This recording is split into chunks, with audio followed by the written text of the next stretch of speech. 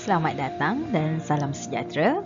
Bertemu kita lagi dalam subjek Pendidikan Moral, Tingkatan 3, unit yang ke-7, Kualiti Perkhidmatan Awam, Aspirasi Pembangunan Negara.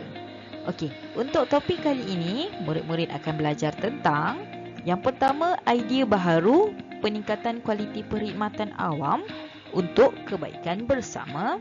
Yang kedua, piagam pelanggan perkhidmatan awam demi kebaikan bersama. Yang ketiga, cara menyuarakan pendapat tentang mutu perkhidmatan awam yang diterima. Yang keempat, kesan pengabaian sumbangan perkhidmatan awam kepada pembangunan negara. Yang kelima, perasaan apabila menerima perkhidmatan awam yang berkualiti. Dan yang terakhir, penggunaan perkhidmatan awam secara berhemah demi kebaikan bersama. Baiklah, untuk cadangan nilai bagi topik kali ini adalah yang pertama, nilai bertanggungjawab. Yang kedua, nilai berterima kasih. Yang ketiga, nilai patriotisme. Yang keempat, nilai kejujuran. Dan yang kelima, nilai baik hati. Okey, baiklah. Pertama kali kita akan kenali dulu apa itu yang dimaksudkan dengan perkhidmatan awam. Okey, perkhidmatan awam merupakan nadi pembangunan negara. Apa itu nadi pembangunan negara? Kalau kita sebagai manusia, kita ada nadi untuk hidup. Begitu juga dengan sesebuah negara. Untuk membangunkan dan menghidupkan sesebuah negara, mestilah ada perkhidmatan awam yang baik, yang berjalan lancar. Okay. So dekat sini fungsi perkhidmatan awam adalah untuk menyediakan perkhidmatan yang berkualiti tinggi kepada pelanggan. Siapa pelanggan? Kita sebagai rakyat, sebagai masyarakat. Itulah yang dimaksudkan dengan pelanggan. Okey, hal ini penting bagi memastikan pelanggan berpuas hati dengan mutu perkhidmatan yang diberikan. Oleh itu, pelanggan harus menghargai kecekapan perkhidmatan awam yang telah disediakan. Okey, sebab itulah kita perlulah berterima kasih dan juga menghargai perkhidmatan awam yang telah kerajaan berikan kepada masyarakat. Okey, untuk meningkatkan kualiti perkhidmatan awam dari semasa ke semasa, beberapa idea baharu telah dilaksanakan. Okey, so idea-idea ini adalah untuk meningkatkan lagi perkhidmatan awam. Okey, jika perkhidmatan sebelum ini mempunyai kelemahan, jadi idea-idea baharu inilah yang kita amalkan untuk meningkatkan lagi kualiti perkhidmatan awam. Okey, setiap idea baharu ini bersifat inovatif, fleksibel, praktikal dan melibatkan kos yang berpatutan. Dan antara contoh idea baharu termasuklah seperti berikut. Okey, yang pertama, waktu kerja anjal. Okey, jadual kerja anjal lah yang idea baharu untuk meningkatkan kualiti perkhidmatan awam. Yang kedua, aduan awam secara dalam talian. Aduan awam ni maksudnya orang awam ataupun kita lah, masyarakat sebagai pelanggan membuat aduan secara dalam talian, memudahkan orang awam untuk menyampaikan ketidakpuasan hati ataupun pujian ataupun cadangan. Contohnya buat kad pengenalan prosesnya lambat, so kita buat aduan. Okey, sebagai orang awam kita buat aduan, dan bila adanya aduan secara dalam talian, memudahkanlah, kita tak perlu nak ke agensi-agensi yang berkenaan, hanya dilakukan secara dalam talian saja. Okey, tak perlu nak bersesak-sesak. Okey, idea lain, bayaran bil perkhidmatan awam secara dalam talian. Okey, contohnya nak bayar bil elektrik, nak bayar charge ataupun cukai pintu, boleh menggunakan ataupun bayar secara dalam talian.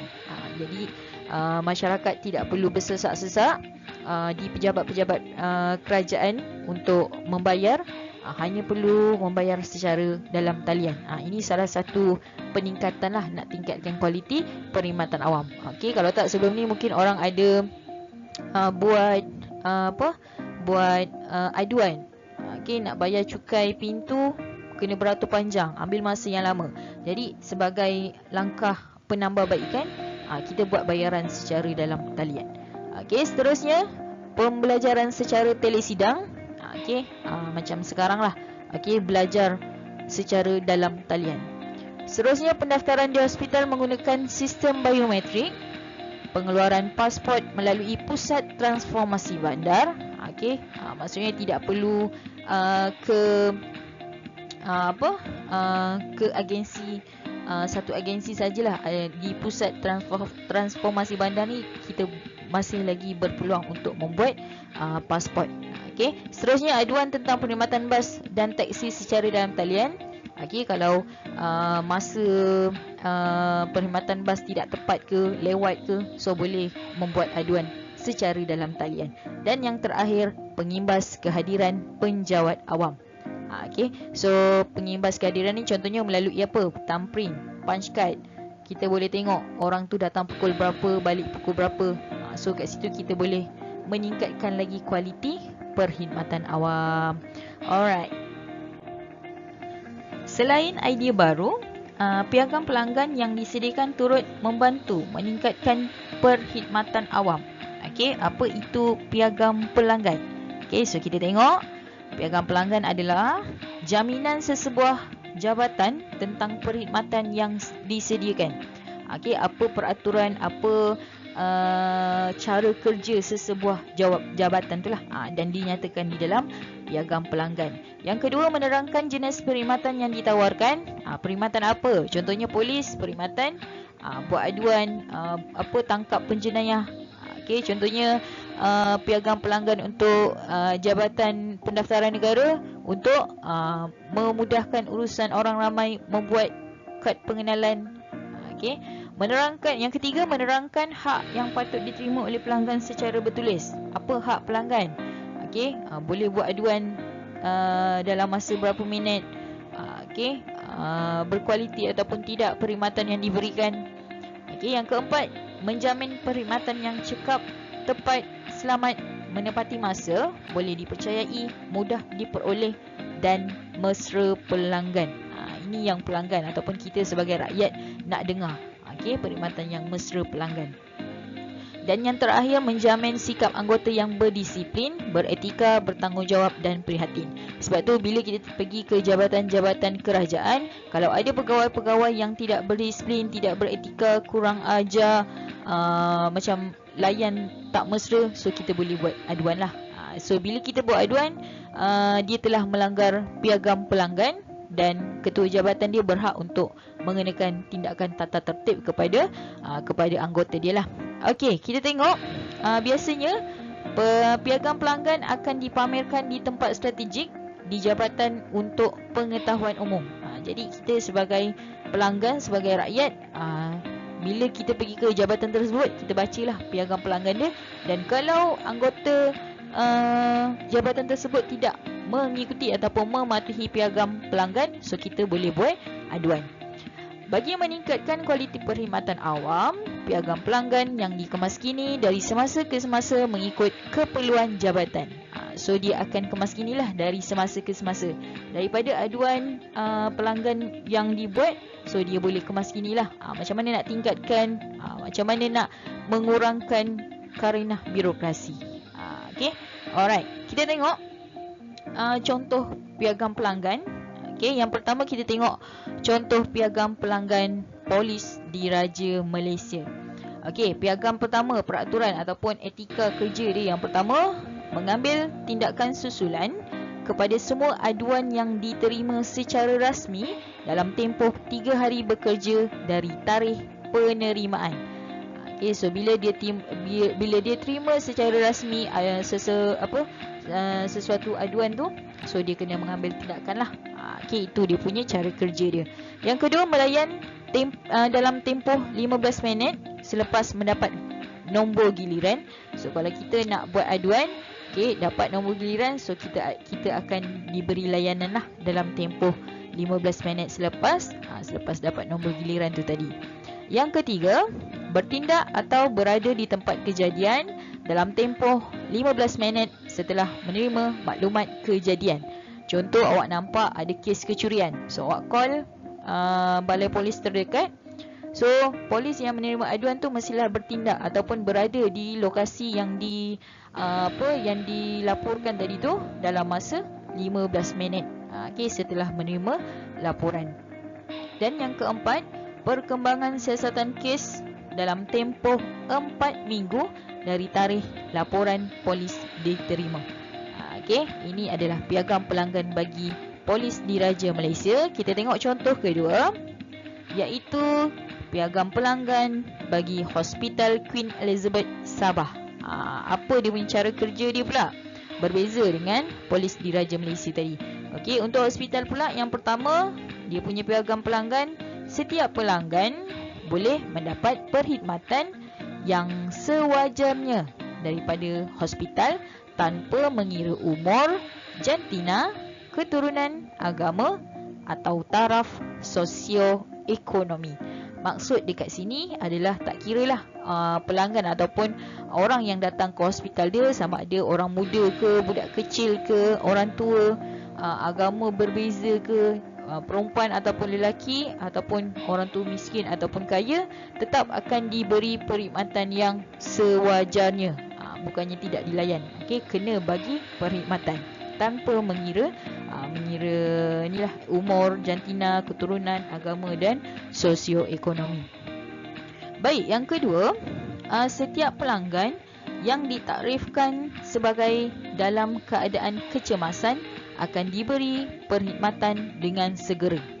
Contohnya awak pergi ke hospital Queen Elizabeth ni dalam keadaan cedera parah selepas berlakunya kemalangan.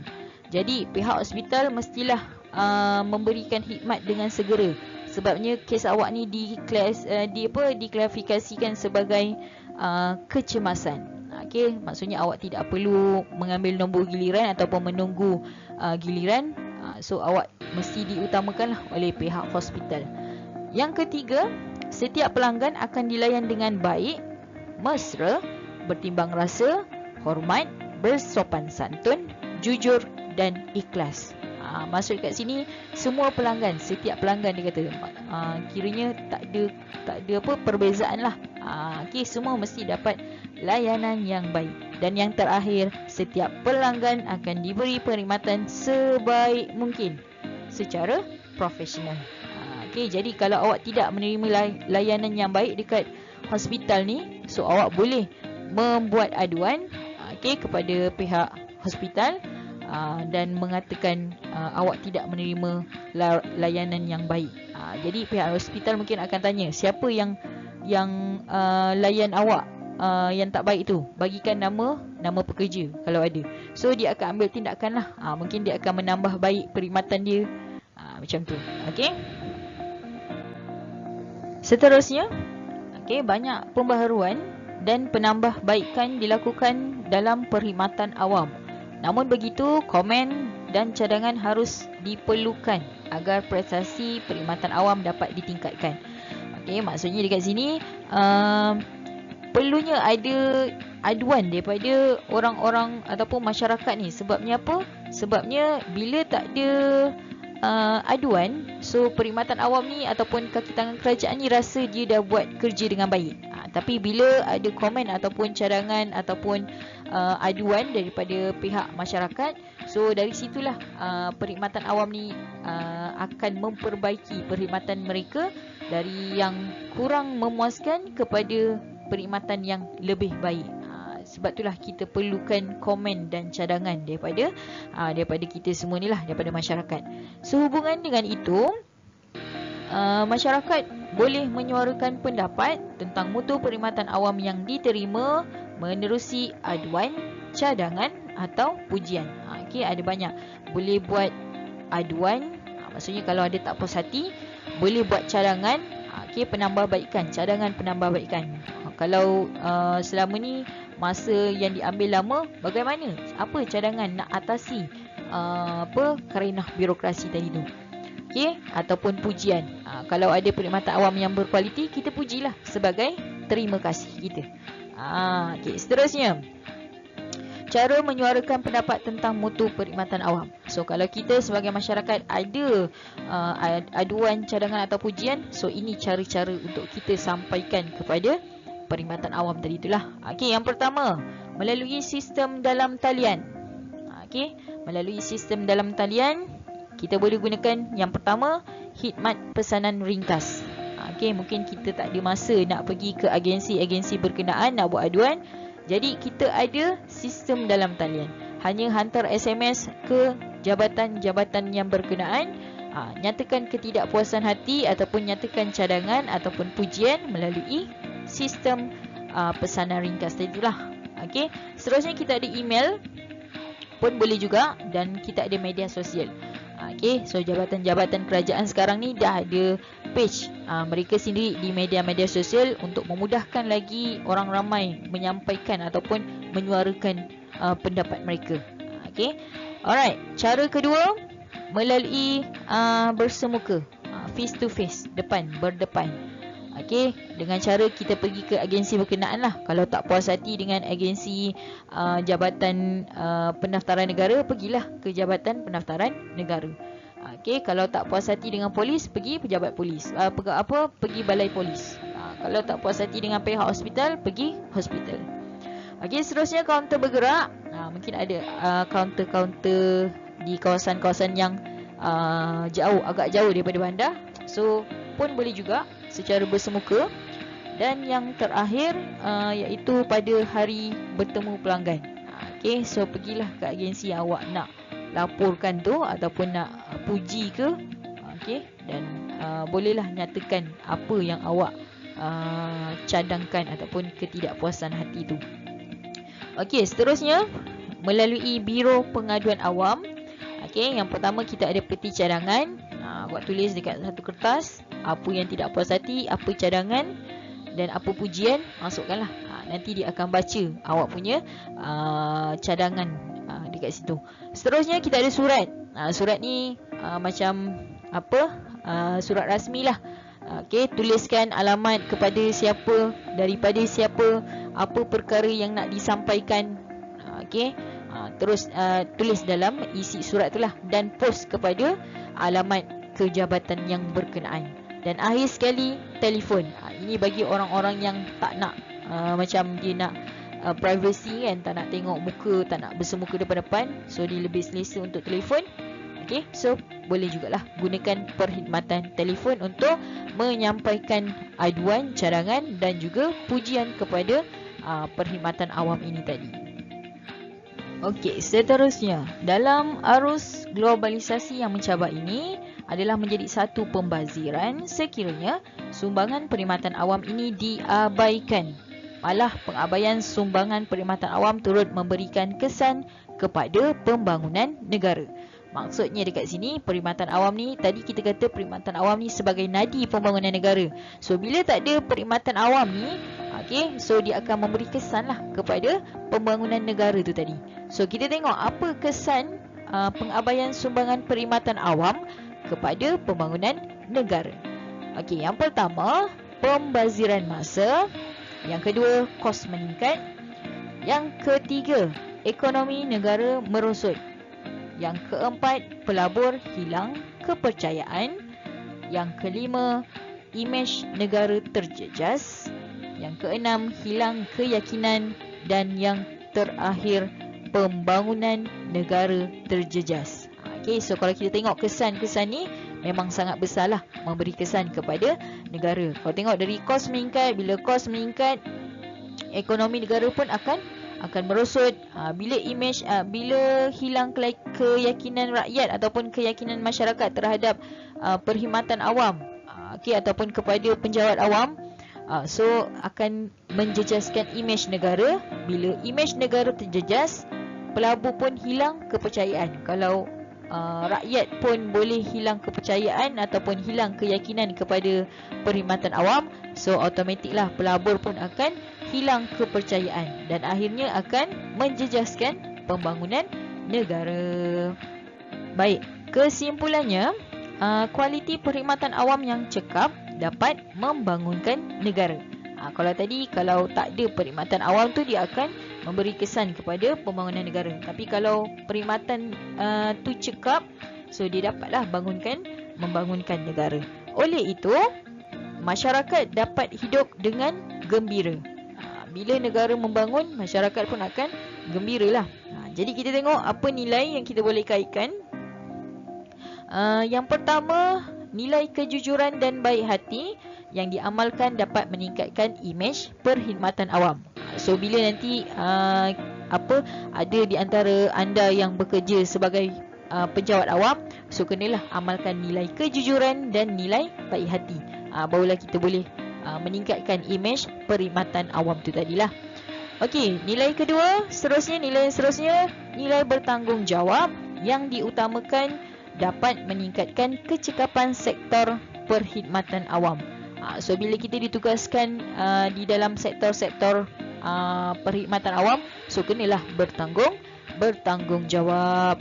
Yang ketiga, nilai berterima kasih perlu diamalkan oleh pelanggan dalam menghargai sumbangan perkhidmatan awam. Ini dari sisi masyarakat pula lah. Kalau tadi kita fokus kepada penjawat awam, kali ni kita fokus kepada masyarakat kita sendiri. Bila kita dapat perkhidmatan yang baik, kita kenalah berterima kasih. So bila kita berterima kasih, dia akan rasa dihargai dan akan berusaha untuk memberikan khidmat yang lebih baik pada masa akan datang. Dan akhir sekali, nilai patriotisme yang diamalkan dapat membantu mencapai aspirasi pembangunan negara. Dari aspek penjawat awam pun ada nilai patriotisme, dari sisi masyarakat pun ada nilai patriotisme. So bila bersama-sama tu, kita akan dapat mencapai aspirasi pembangunan negara. Okey, akhir sekali kita tengok pengukuhan pada muka surat 105. Okey, diberi gambar bersiri di bawah adalah berkaitan dengan isu panggilan palsu yang menjejaskan mutu perkhidmatan awam. Teliti gambar bersiri ini dan jawab soalan yang diberikan. Okey, ini berkaitan dengan panggilan palsu. Panggilan palsu tu apa? Maksudnya dia call bomba, telefon bomba cakap, saya nak buat laporan ada satu kebakaran di alamat sekian. Tapi sebenarnya palsu, tak betul. Dia hanya tipu pihak bomba tu tadi. Bila bomba datang, tengok tak ada kebakaran. Okey. Alright, so kita tengok soalan. Wajarkah tindakan anda menyalahgunakan talian kecemasan Jabatan Bomba dan Penyelamat? Wajarkah? Jawab atau wajar ataupun tidak, dan berikan alasan anda. Okey, so kat sini kita jawablah tidak wajar. Apa alasan? Kerana boleh menyusahkan pihak Jabatan Bomba dan Penyelamat. Okey, itu ketidakwajaran lah. So bila cakap tidak wajar, maksudnya mestilah bila perkara negatif, kita mestilah tulis tidak wajar. Kalau perkara yang positif, tulislah wajar. Okey, soalan 2, dia kata jelaskan sebab dan akibat penyalahgunaan talian kecemasan Jabatan Bomba dan Penyelamat dengan menggunakan peta pemikiran. Apa sebab dia? Kenapa dia salah gunakan talian kecemasan dan apa akibat dia? Okey, so dekat sini saya tulis 2 sebab dan 3 akibat. Okey, 2 sebab kenapa dia nak salah gunakan, sebab dia perasaan ingin mencuba. Nak tahu macam mana bomba dengar tak cakap aku kalau aku call cakap ada kebakaran. Perasaan ingin mencuba. Seterusnya, sekadar untuk keseronokan. Dia seronok tengok bomba lalu depan rumah dia, tapi sebenarnya tak ada kebakaran pun. Okey, so apa kesan daripada perbuatan dia? Yang pertama, membazir kos minyak dan waktu ataupun masa lah. Membazir kos minyak bomba tadi tu, nak datang jauh-jauh tapi tak ada pun kebakaran sebenarnya. Masa pun akan membazir lah dekat situ. Yang kedua, mengganggu tugas pihak bomba. Okey, kalau sepatutnya pada masa yang sama dia kena bantu orang yang tersepit dalam kemalangan, tapi bila dapat panggilan awak, dia pun tinggalkan orang yang tersepit tu, pergi dekat kebakaran yang awak laporkan tu. Tapi bila sampai, tak ada pun laporan. So dia akan mengganggulah tugas bomba tadi tu. Dan yang terakhir, menyebabkan panggilan yang benar dianggap palsu. Contohnya awak buat panggilan palsu dah 3 kali, bomba tu kena tipu. So panggilan keempat, walaupun kebakaran tu betul, tapi mungkin bomba tu dah tak nak percaya, sebab dah 3 kali kena tipu kan. So menyebabkan panggilan yang benar dianggap palsu. Okey, so nombor 3, ceritakan perasaan anda apabila menggunakan talian kecemasan, jabatan bomba dan penyelamat secara berhemah. Apa perasaan kita? Mestilah perasaan bangga. Saya bangga apabila dapat menggunakan talian kecemasan, jabatan bomba dan penyelamat secara berhemah. Secara berhemah, secara yang betul lah, bukannya menyalahgunakan. Pihak bomba dapat menerima laporan dengan jelas dan dapat menjalankan tugas yang sepatutnya. Okey, so dari gambar bersiri tu kita boleh belajarlah jangan menyalahgunakan talian kecemasan. Alright, so sehingga bertemu lagi, terima kasih.